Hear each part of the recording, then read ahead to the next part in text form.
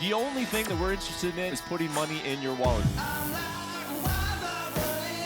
If you want to bet the fights, if you want to have a little bit of action, you are in the right place. With my partner, Ian Parker, I am Brett Okamoto. We're ready to rock between our parlays, our props, our straight picks. It's time to make money.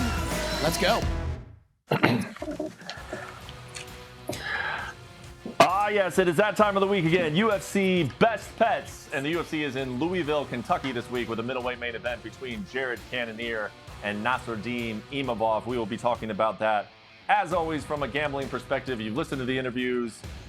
You've seen the fights come together. And now let's talk about who's going to win and how we should bet on them. Hello, everybody. I am Brett Okamoto alongside, as always, my partner, Ian Parker. We are here to talk about, of course, that UFC Fight Night in Louisville. But first order of business, let's look back at UFC 302. It was an exciting main event. It was an exciting night for us at the window, Mr. Parker. It was, and thank you to Dustin and Islam for making that card what it was. Let's start off Eileen Perez. She won that fight. Well, she's got to get better with that awareness, though. After dropping a fighter, don't let them get back up so quick. She got it done. Hafez to win over 1.5 rounds, hit that.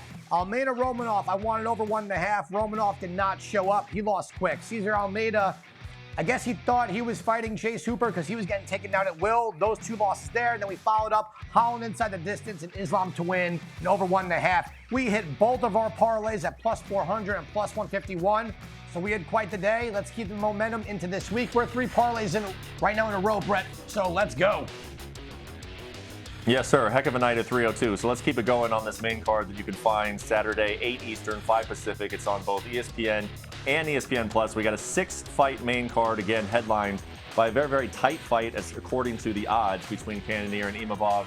A light heavyweight co-main event between Dominic Reyes and Dustin Jacoby. We will get picks from Ian on all of these, but we will start with discussion about the main event. You got Jared Cannonier, Ian. He is 40 years old, coming off of a knee injury, but he has looked very, very good. It doesn't seem like age has been an issue for him thus far. And he's taken on Imavov, who has looked very good so far in the UFC. Lost to Sean Strickland, but he does have a close win over Roman Dolidze earlier this year. Where are you leaning here with Imavov as a minus 120 favorite?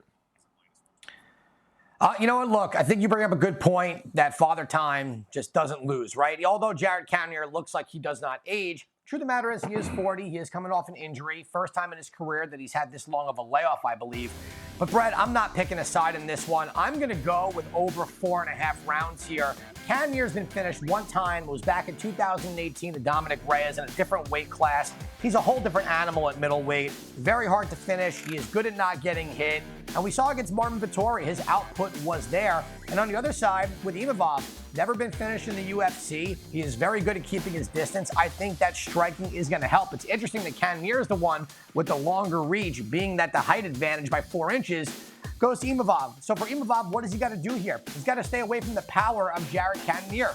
Pretty simple. We say it is easier said than done. We know that his power can change the fight. However, he doesn't force it, and it really depends on which Cannonier shows up. Is it the one against Israel Adesanya that didn't do a thing? Or is it the one against Martin Vettori, who is championship-level quality? You know what? To me, it doesn't matter. I think Imavov's got good defense. I think he can get this fight into a clinch situation. But over 4.5, I don't think anyone finishes here. Minus 160, let's go. Okay, so one follow-up on this, and maybe you'll answer it later. But as we always like to say on this show, I do not look at Ian's picks beforehand because I want to have an honest reaction to them. How confident are you on this minus 160? Because all of your analysis is spot on. I got to be honest, I don't see a ton of value. I think minus 160 is probably pretty appropriate. You are laying a little bit of lumber to get that over 4.5 to see this go the distance. Do you feel like this is appropriately priced, or do you still feel like there is maybe some value in taking this over? You know what? I thought this was going to be higher. I thought this was going to be closer to minus 190 to 200 because if you go look, Imavov wins most of his fights by decision, and same thing with Cannonier. Both these guys don't force it. They're not known for go ahead and taking people out. So I understand he's got great accuracy, but look, my number here though, Brett, that I love is that 66% on strike defense. All right, defense sometimes wins championships, as they say. Imavov is very good at that. Against Roman Dolidze, he was smart, staying away from the power and from the leg locks. He was able to control the narrative throughout that entire fight. With Cannonier, if he can stay away from the power and he can control that pace, that's where Imavov does best. For me, I don't mind this number. If you want to go lower, I think this fight's going all 5. I believe it going the distance is at minus 145. So if you're someone like Brett that likes a better number, take it to go the distance. Absolutely, man. Well, I hope everybody's like me. You always want the better number when betting this stuff. But I like that analysis too. If you like it to drop a little bit more, go ahead and take the distance at -145. Let's talk about this co-main event. It is Dominic Reyes taking on Dustin Jacoby. Dominic Reyes was on fire. Some people thought he beat John Jones, and since then he's been finished in 3 consecutive fights. Dustin Jacoby only 1-3 in his last 4, but they've been competitive. I look at these odds here. They're pretty significantly in Jacoby's favor. It looks like a durability issue to me, right? It's just people worry about whether or not Dominic Reyes can take a shot. Is that how you're seeing it? What is your opinion on this line? I'm seeing it in a couple of ways. Not only can Dominic Reyes take a shot, but, has Dominic Reyes gotten any better? And the answer for me is he has not. It's hard to really tell when you get knocked out so quick sometimes, right? But you keep getting knocked out over and over again. You start questioning the way you fight. You start being unsure. And he's going against someone in Dustin Jacoby. I thought he beat Khalil Roundtree. I was a little thrown off by that. Jacoby's an excellent kickboxer, so I wouldn't be surprised if we see Reyes try to wrestle here. And if he doesn't, then that's kind of surprising too, because Jacoby is the much better boxer. He's the smarter fighter, higher IQ. He does have knockout power, and based on that terrible chin of Reyes, I don't mind under 2.5 rounds here. That would make sense to me. If you want to go with Dustin Jacoby, throw him in a parlay, but that prop is sitting right there for Jacoby to win by TKO or KO at plus numbers as well. So until Reyes shows us he's back in at least a tiny bit of form, can't take a shot on him. I think Jacoby's a very good fighter. Okay, so getting a little bit, I wouldn't even say creative, but getting a little specific there in the co-main event to get yourself a better number. Let's take a look at the rest of this main card. It's a 6-fight main card, as I mentioned earlier. At bantamweight, it's Raul Rosas Jr. taking on Ricky Turcios. What do you make of this line between, two guys who have gotten a little bit of fan love so far in their careers?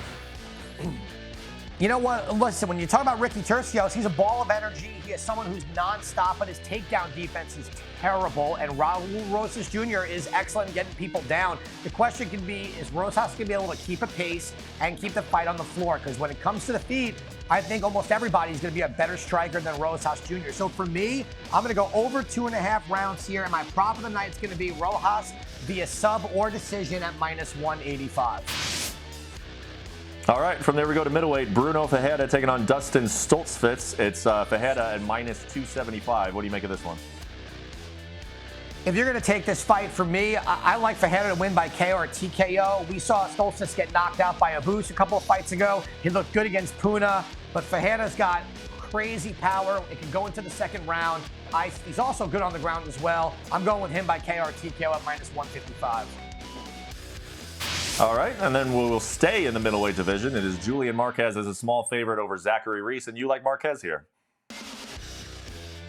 I do. Listen, Zach Reese is coming off a slam knockout. I don't like that here. Also, very little experience. That was his first fight off the Contender Series. Marquez has fought much better guys, has beaten better guys. I don't want to say Sam Alvey's that one, but Marquez can get this done multiple ways. That number is low and good for me. Marquez has to win or he's going to get cut from the roster. All right, and here is an interesting one. Miguel Baeza taking on Puna Soriano, who is moving down from middleweight. This is a welterweight fight. Soriano has looked very trim in the photos that I've seen of him. This could be a striker's delight. What do you think here? You know what? I'm going Baeza on the money line here. He's got more ways to win. I don't know if the drop for Puna is the right move. I think it's going to take away from his power. I don't know if it's going to translate. Baeza is very good on the feet. He's coming off a few losses in a row. He just got off a grappling competition where he won by sub. He is a black belt here. So my long shot prop of the night, second round sub for Baeza. I can see him rocking him and grab it onto a Darce on the ground. So we're going to go there.